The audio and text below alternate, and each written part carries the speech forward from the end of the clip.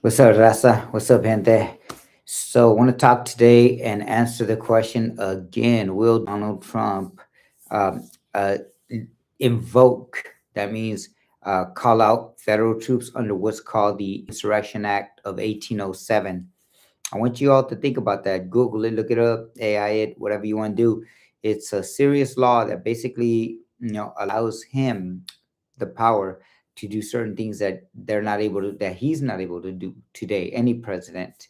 And this is important because even prior to the Insurrection Act, you've had presidents trying to do things, and they did do things under what's called emergency powers, which, according to the Constitution, the president does have. But there is a thing called the Posse Comitatus Act. I believe that's 1878 that says, and it forbids the United States government, specifically the president, without the Congress's consent, to put troops, actual troops. I'm not talking about a state national guard. Talking about troops on what's called domestic grounds in the states. We're watching troops out there now. We're watching ICE under a federal program out there now. But we're talking about the actual troops, the ones who are out there, doing stuff, trained to kill. So are the other ones trained to kill. But in this case, the Posse Comitatus Act says the president cannot do that. Well, now under the Insurrection Act, Donald Trump really wants to invoke this. He's got 1,500 soldiers on standby, unit out of Alaska, ready to go into Minnesota, and basically invade the place. And you'll have to suspend all a Bill of Rights, all liberties, and that goes for everybody, not just immigrants, Chicanos, white. You're included in this too, because when this goes into effect, that means everybody loses their rights. So I want our white brothers and sisters out there to think about this. You are going to find yourself in a position where you are not going to have freedom of speech. You think Renee Good was, just a one-off? Nah, you're going to be part of those statistics too, because if you have a gun, if you have guns, if you say something that maybe the government, in this case the administration of 47, doesn't like, then you better expect your own rights to be, crushed, just along with the rest of us. Now, I say this not to scare people, but the truth is, last night his own aide, a guy named Steve Miller, people probably heard of him. This guy is a racist, right wing lunatic. This guy can't even keep his cool. When he's interviewed, he takes so much pleasure in injuring and hurting and turning up the heat on immigrants, on poor people, on those that are vulnerable, those who are not white. The policies you saw in the first administration and even today, those are his. And this guy is out of control. So last night he basically sent out a message to the Minnesota authorities, not just to stand down, but also to surrender. That's wild coming from somebody in the White House, to be doing that. So it shows the amount of arrogance, ignorance, I would say too, because, and maybe not ignorance, maybe they know exactly what they're doing, because we don't know what's in their head, but it really shows arrogance and foolishness, to tell people to stand down and to surrender.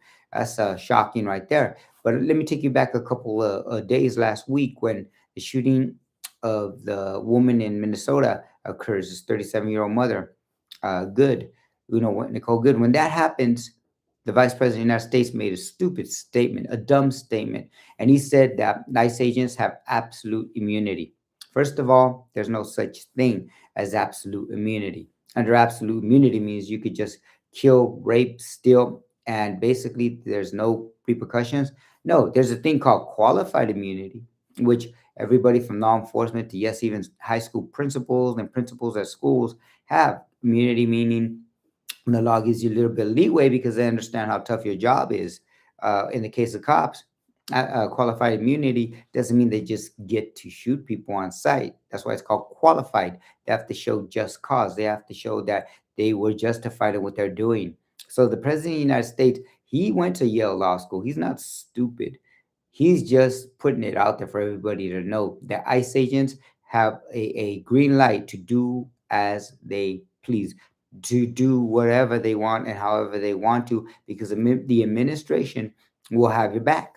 And in the case of January 6, 20, 2020 or 2021, if you want to say that, when you saw the insurrection that took place in Washington D.C. when power was supposed to turn over, switch over from Trump to Biden, you saw an insurrection and you saw Congress trying to do something about it, but the president had every power to basically call in the National Guard to squash it, to stop it. They didn't, so they know what they're doing. And when they got reelected, 47, he pardoned all these insurrectionists who are now out in Minnesota, bumping Ice Ice Baby and talking about how great Donald Trump is and ICE is.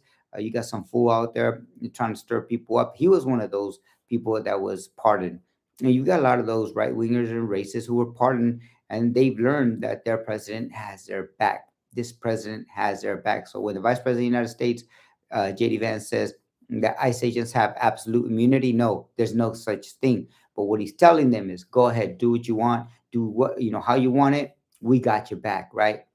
So, heads up, everybody, be careful. We're dealing with some madmen here, some crazy people that we never even hear about, like Stephen Miller, who we do hear about sometimes here and there.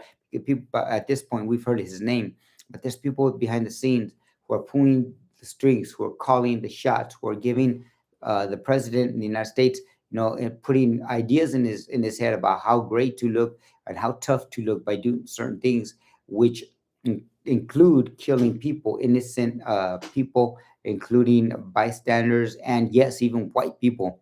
And again, to all my white allies and friends out there, thank you, comrades.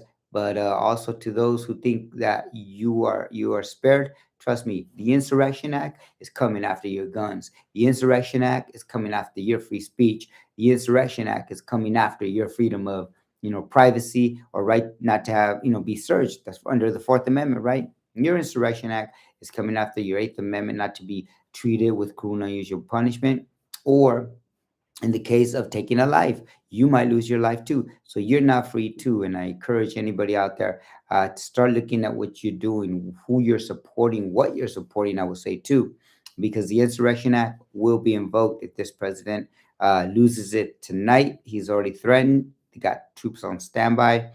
And be careful to all the organizers, activists, and comrades out there that are fighting, the good fight out there in Minneapolis and Minnesota and elsewhere. Be careful, because definitely if he invokes that, that means all of us, not just them. We'll see. Keep an eye. Be strong. And with that, I'm done. I'm out. I hope.